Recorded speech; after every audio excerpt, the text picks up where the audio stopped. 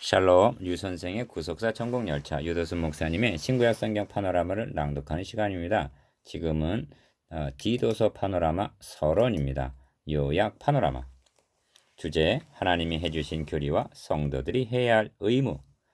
디도서와 디모데전서는 바울에 의하여 거의 같은 시기에 믿음의 아들들에게 보내진 목회 서신입니다. 바울은 어떤 사람들을 명하여 다른 교훈을 가르치지 말게 하기 위해서 디모데전서 1장 3절 디모데를 에베소에 머물게 하였고 부족한 것을 바로잡고 각성의 장로들을 세우게 하기 위해서 디도서 1장 5절 디도를 그레데에 머물게 했습니다. 디모데전서의 절반 분량인 디도서는 디모데전서의 요약이라 할 수가 있습니다. 이처럼 짧은 목회 서신임에도 불구하고 디도서의 두드러진 특징은 하나님이 해주신 핵심적인 교리를 담고 있다는 점입니다. 바울이 이렇게 하고 있는 것은 하나님이 해주신 교리에 입각해서 그러므로 우리는 어떠한 삶을 살아야만 하는가 하는 인간의 책임을 말씀하기 위해서입니다.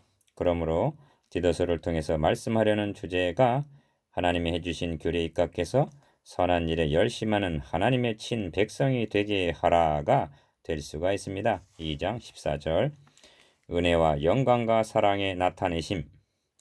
디도서에는 핵심 부분이 두 곳이 있는데 기억 2장 11절에서 14절까지와 니은 3장 4절에서 7절까지입니다. 이 핵심 부분을 통해서 하나님이 해주신 복음을 말씀하고 있습니다. 이를 해석하는 열쇠는 세 번 등장하는 나타나심을 이해하는 일입니다. 2장 11절 13절, 3장 4절, 1. 첫 번 나타남은 모든 사람에게 구원을 주시는 하나님의 은혜의 나타남입니다. 2장 11절. 이는 주님의 성육신의 나타남을 가리킵니다. 그런데 은혜가 나타났다는 표현 속에는 주님의 탄생과 죽으심과 다시 사심이 포함되어 있습니다. 왜냐하면 그리스도의 대속을 통해서만 모든 사람에게 구원을 주심이 가능하여지기 때문입니다. 그래서 은혜가 나타났다고 말씀하는 것입니다. 이 두 번째 나타나심은 구주 예수 그리스도의 영광의 나타나심입니다. 2장 13절. 이는 주님의 재림을 가리킵니다. 이처럼 주님의 초림과 재림을 말씀하는 바울 사도의 의도가 무엇인가? 이는 초림과 재림 사이를 살아가는 성도들이 어떤 삶을 살아야만 마땅한가를 말씀해 주기 위해서입니다. 근신함과 의로움과 경건함으로 이 세상에 살고 합니다. 2장 12절 3.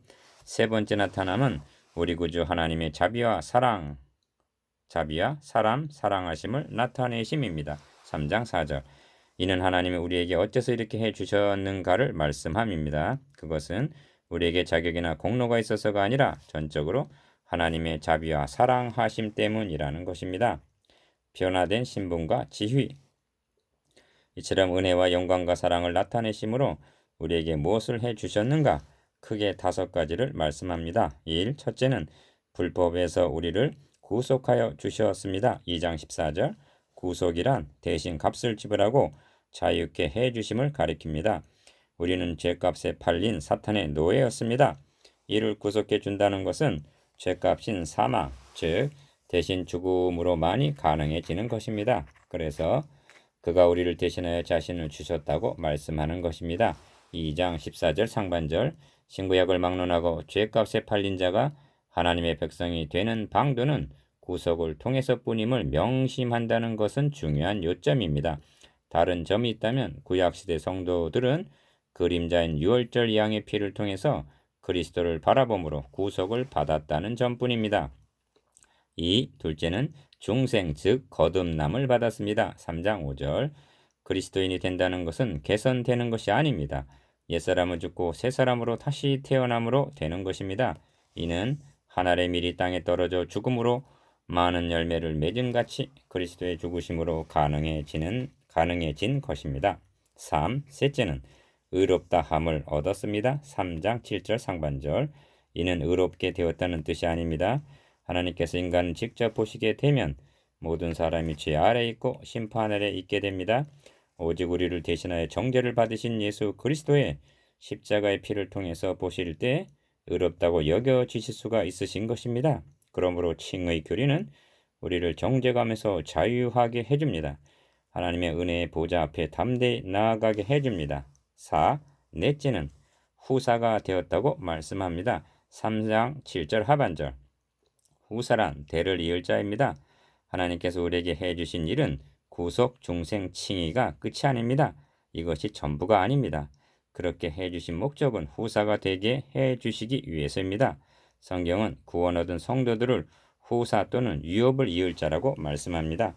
탕자의 비유에서 아버지가 큰아들에게 내 것이 다 너의 것이로되 한 누가복음 15장 31절 상속자란 뜻입니다. 이는 인간이 들을 수 있는 최대의 축복입니다. 우리는 하나님의 영광에 참여하게 됩니다. 하나님 나라를 상속받게 될 자들입니다. 다섯째로 우리 몸의 영화를 암시해주고 있습니다. 구주 예수 그리스도의 영광이 나타나실 때 2장 13절 즉 재림 때 우리는 어떻게 되는가? 나팔 소리가 나매 죽은 자들이 썩지 아니할 것으로 다시 살고 우리도 변화하리라고 말씀합니다. 고린도전서 15장 52절 우리의 낮은 몸을 자기 영광의 몸의 형체와 같이 변케 하시리라 말씀합니다. 빌립보서 3장 21절 이를 염두에 두고 말씀하기에 재림이라 하지 않고 영광이 나타나심이라고 표현하고 있는 것입니다. 이것이 우리의 변화된 신분과 지위입니다. 이는 우리의 행한 바 의로운 행위로 말미암지 아니하고 오직 그의 긍휼하심을 조차 3장 5절 저의 은혜를 힘입어 되어진 일입니다. 3장 7절 선한 일에 열심하는 친백성. 그렇다면 우리는 어떤 삶을 살아야만 하는가? 한마디로 선한 일에 열심하는 친백성이 되게 하려 하심이라고 말씀합니다. 바울은 하나님이 해주신 원리에 입각해서 권면합니다. 1. 우리는 구속을 받아 하나님의 친백성이 되었기 때문에 선한 일에 열심히 합니다. 2장 14절 2. 우리는 중생의 시승과 성령의 새롭게 하심을 3장 5절 받았기 때문에 새로운 삶을 살아야만 합니다. 3. 우리는 저의 은혜를 힘입어 의롭다 하심을 얻었기 때문에 3장 7절 의로운 삶을 살아야만 합니다. 굳세게 말하라. 성경은 이 말이 미쁘도다 원컨대 너가 이 여러 것에 대하여 굳세게 말하라 하십니다. 3장 8절 하나님의 친백성, 하나님의 후사들이 교회입니다. 교회는 이들을 맡아 교훈하며 훈련하는 특수학교입니다. 말하자면 하나님의 자녀들, 왕세자들을 돌보는 유일한 기관입니다. 이를 알았다면 우리가 어떤 삶을 살아야 마땅하겠습니까? 선한 일에 열심하는 친백성이 되라고 권면합니다. 디도가 그레데 교회에 머물면서 바로 잡아야 할 일과 힘써야 할 일은 무엇인가? 이것이 목회자들이 감당해야 할 적용 부분입니다. 1. 첫째는 교회에 침투한 이단의 가르침을 막는 일입니다.